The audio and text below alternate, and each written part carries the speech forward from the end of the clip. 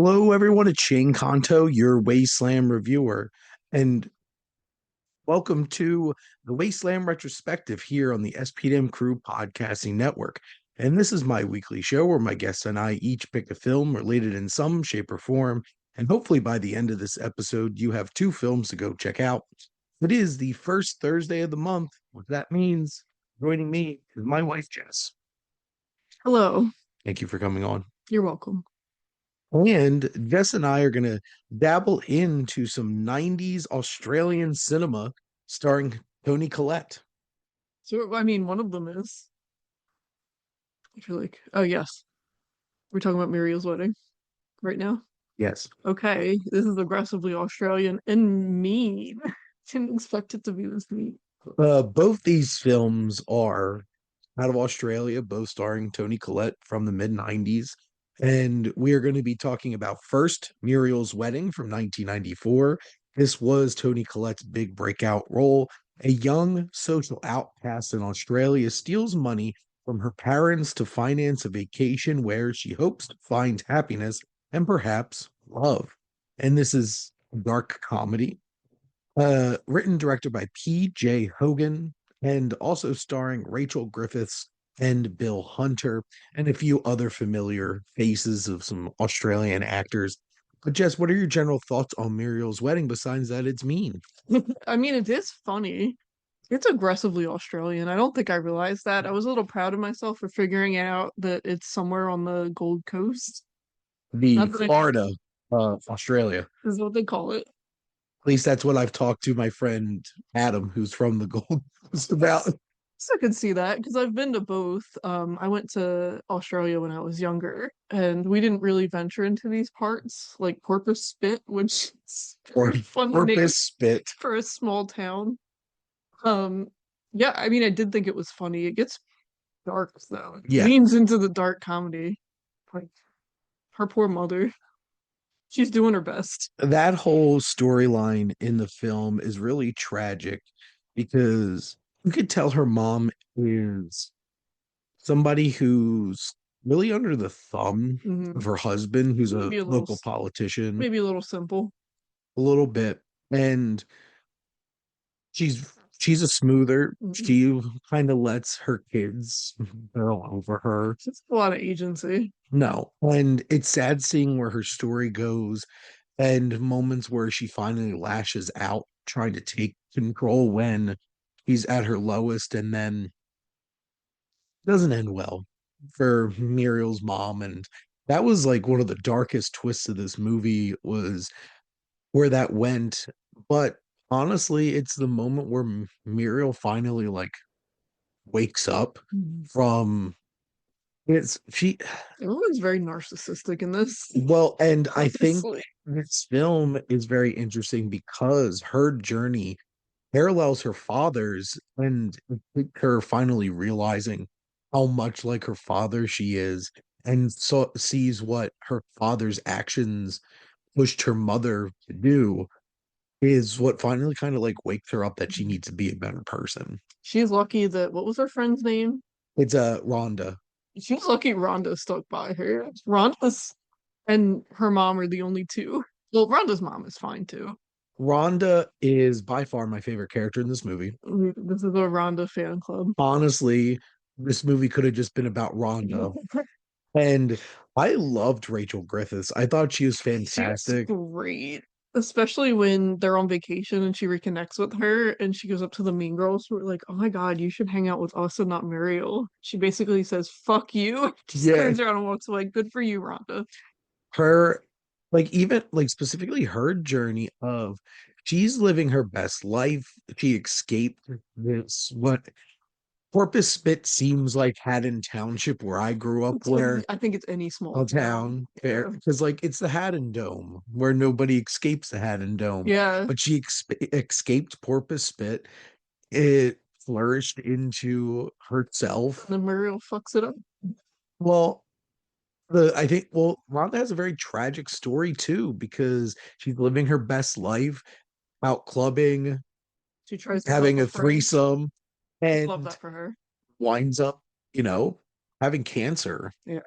And I guess I can't blame Muriel for that, but I will. no, I'll but do it anyway. she gets cancer and then winds up in a wheelchair. And seeing how Rhonda's processing through that, but it's not that she's stuck in the wheelchair, it's that Muriel kind of Fucks her like, over. you know, really it winds up not being able to commit to being the friend that Mm. Rhonda needs And deserves. and deserves because She was Rhonda's a great. great friend of Muriel too. 100%.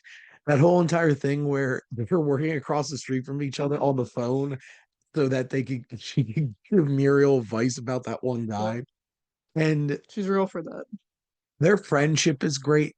And that moment where, they're performing, because this whole Oh, we entire love film, that. That was this the whole entire best moment. film is underlined by Muriel's love for ABBA. And the soundtrack is killer because it's just nothing but ABBA songs.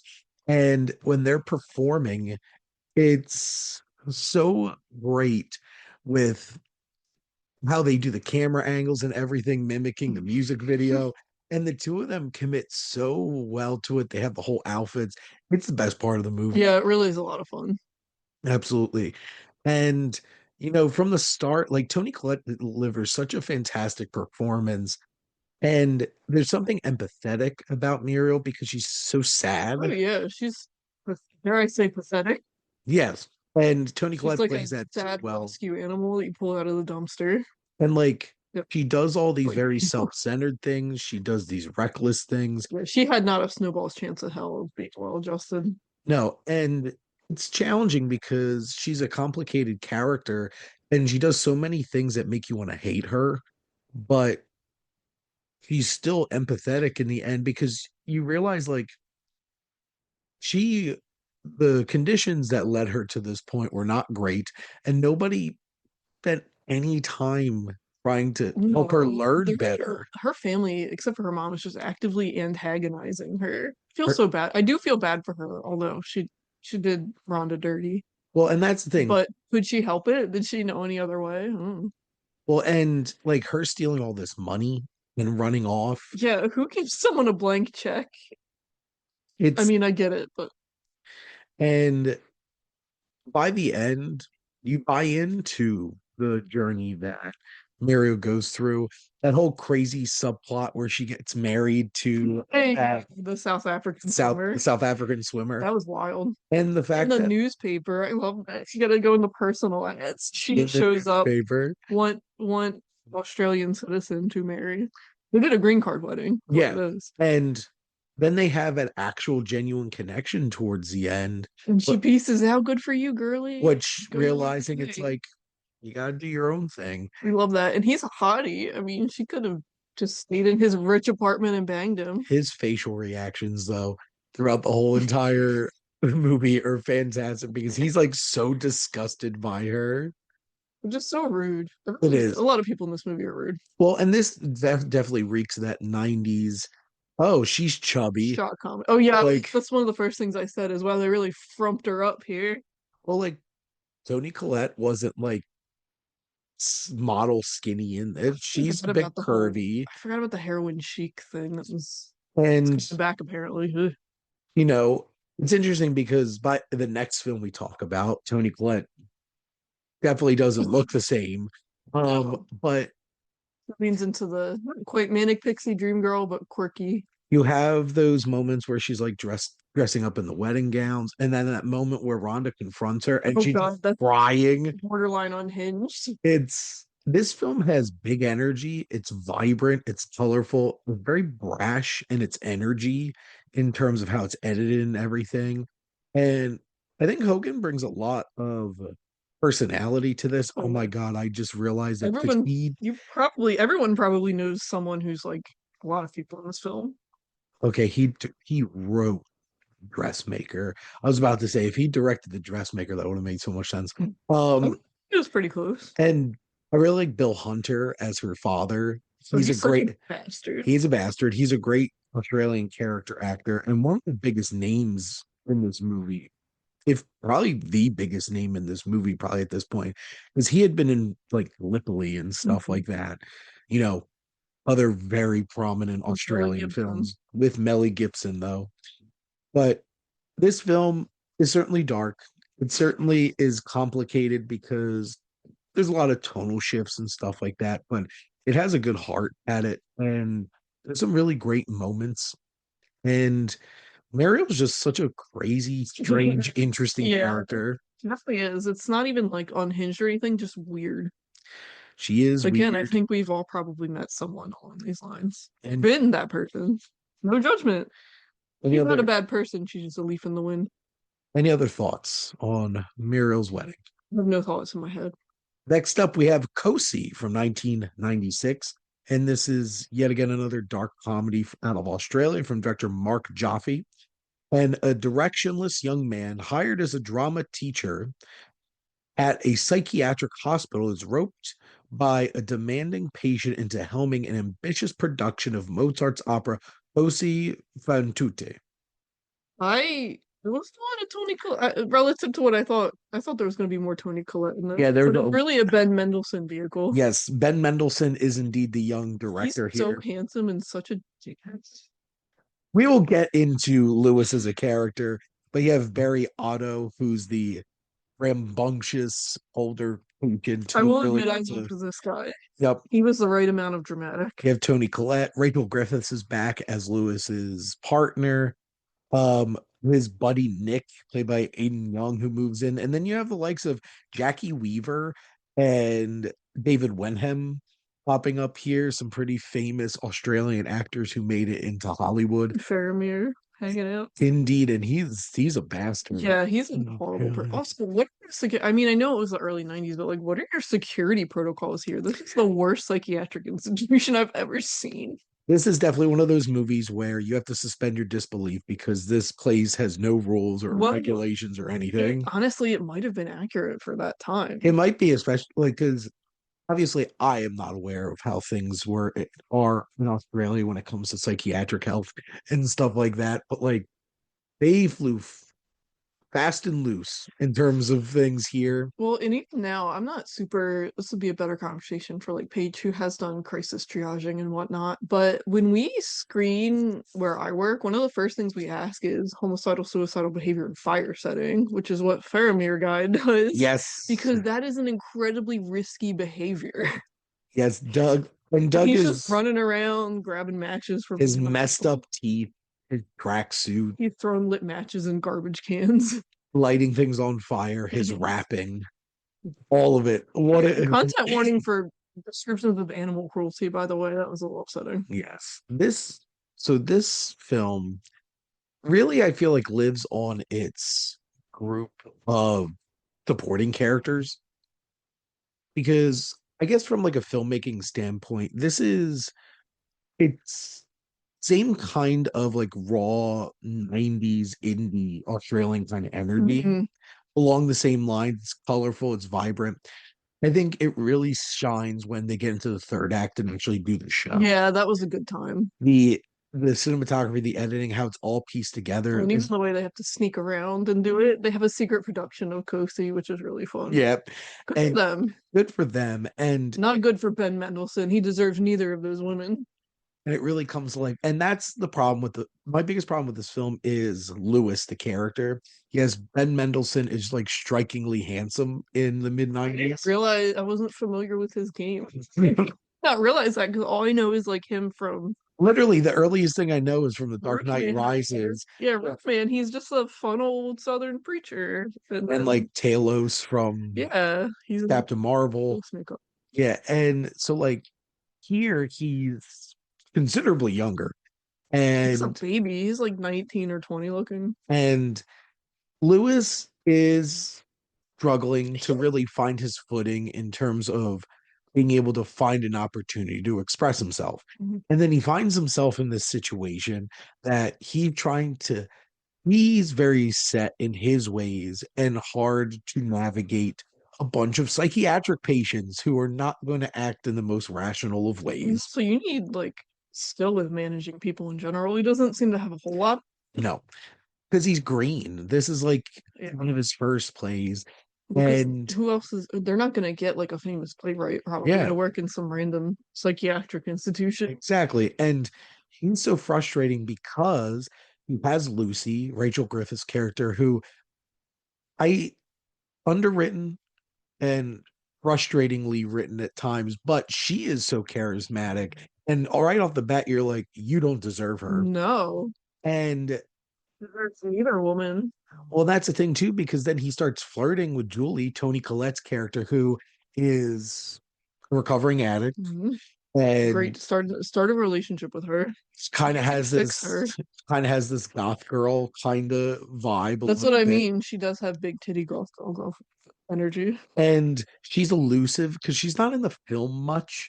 But they have this because like he's like the most level Yeah, out of everybody because she's there because she has an addiction addiction. problem. It's not that she has like anxiety, depression, No, everyone else like is clearly either they have psychiatric or like a developmental disability. exactly. And you know, they have moments where they're hinting at this romance. I'm like, dude, you have a So good woman at it's home. so easy to not. You can simply don't. And it's hard to buy into that because the film's like it sets it. It's not even like he has relationship problems. It isn't Yeah, they even seem like they have a. She's supportive of yeah, him. and it's not even Perhaps too like supportive. one of the big drama elements is they introduce this douchebag friend Nick who moves in and over Honestly, Nick isn't even wrong at the end. well, he's also a dick though. Yeah, But it would have been one thing if they showed sexual tension between him and Lucy first, and then there was problem with that. But like, no, no, Lucy's just being supportive at he's home, loyal. and he's being absent, He's fucking respect. wandering around, walking, and spending way too much time trying to put the show on, and then flirting with one of the patients. So it's like it's hard to buy into Lewis. What's wrong with you? But all the patient characters, like Roy, Harry Otto's character, he's flamboyant, he's big personality, and he has just been wanting to do this. And it's his dream. And it's hard when your protagonist isn't the one whose dream we're chasing. Yeah, It's his dream we're chasing, and he's supporting character. So there's some I just feel like there's some writing elements here that didn't do the protagonist any favors it in this didn't. film. It didn't need to be about Lewis. Oh, honestly, the end of the day, it's not really about Lewis, and he's the least interesting He just comes character. in and fucked everything up. And some of these characters so much fun, like Perry, Jackie Weaver's character. All the side Yep. characters. I liked all the patients at this institution. I read a review on Letterboxd. It said that the movie was making fun of them. I did not. I didn't feel that way. I think they were doing broad stroke kind of stuff Oh yeah. for dark comedic purposes, but they showed a lot of humanity in Mhm. these characters. And like Pamela Robb's character, Ruth, Oh, I who's a liked her. pretty, like, she has some really good acting moments with some heaviness. And Paul Chubb, who plays Henry, Mhm. the one that Roy keeps like battering the whole time, and Yeah. he finally We love has it. his moments during the show, He's and great. he's He great. really commits to it. So the actual performance at the end is fantastic. Um, I would love to see a noises off version of this where literally the whole movie's just the behind the scenes of them trying to put this show. Yeah, that's what I would have been more interested in. And like, It's called Cosi, not Lewis. yeah, and this film struggles from an unlikable and unrelatable protagonist and not the right focus for us to really buy into it. But the cast is fantastic. The film has great energy, and the big performance at the end was really great. So I enjoyed it well enough for sure. If you're a theater kid, you So yeah, if you're a theater kid, this is definitely up your alley. Which it's so weird that like even the main poster looking at this, it has Toni Collette and Rachel Yeah, Griffiths she's plopped right like there. 10 minutes total, maybe. Is that Like she's around in the background a lot, but like she's not a focus. good for her? She doesn't want to be in this mess. But then they at the end they're like they're gonna wind up together, it seems. And I'm just like, and like I guess Lucy and Lewis have their final like acknowledgement during the show. Get out of there, Lucy. He did. He did get Yeah, out we of love there. that for her. And she should not be with Lewis or Nick because Nick's a dick. Yeah, but again, he wasn't wrong. Some of it, Well, like, the there's whole about Lewis, he wasn't wrong. he wasn't wrong about He Lewis. was annoying though. He was annoying, and he wasn't a great It's director. just like And I'm that glad that he onion, got called out on it. just like that Onion article that says devastating news. Worst person you know makes a good point. There you go. Any other thoughts on Cosi? Nope. Well, that's a wrap then here on another episode of the Wasteland Retrospective. Next month, Jess and I are going to be diving into a double dose of Michael Mann crime thrillers with Heat and Collateral. And next week, Mike and I are going to be diving into a couple of David Fincher's more popcorn entertainment type films of The Game and Panic Room. But Jess, thank you so much for coming on and chatting movies with me. You're welcome. And thank all of you for listening. Make sure to like, comment, and share on this episode. What is your favorite Toni Collette performance, or what's your favorite film to come out of Australia? Like Mad Max, like me. But make sure to follow or subscribe wherever you listen to your podcast. The SPDM Crew Podcasting Network is ever expanding. We have so many great shows, all different types of interests, plenty shows about movies. So if you love movies, here you are. But if you want to be a guest on one of these shows, or you have an idea for your own show that you want to get started, join the crew. Reach out to us on our website. And if you like our logo, check out HiFlyer Creative for all your digital marketing needs. Most importantly, thank you as always for tuning in and supporting the Wasteland Retrospective here on the SPDM Crew Podcasting Network.